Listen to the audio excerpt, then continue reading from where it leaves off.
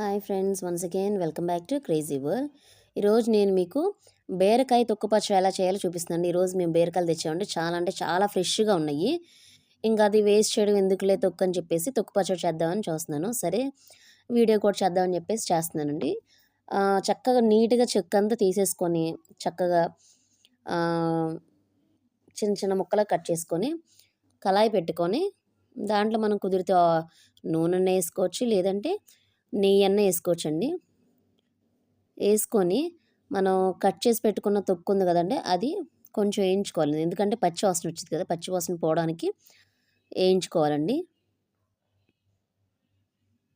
Oil వేడవుతుంది. మనకి ఈ బీరకాయని ఏమంటారంటే ఇంగ్లీష్లో రిడ్జ్ గార్డ్ అంటారండి. వేసుకొని చిన్నగా వేయించుకుంటూ ఉండాలండి. మధ్య మధ్యలో తిప్పుకుంటూ ఉండండి. తర్వాత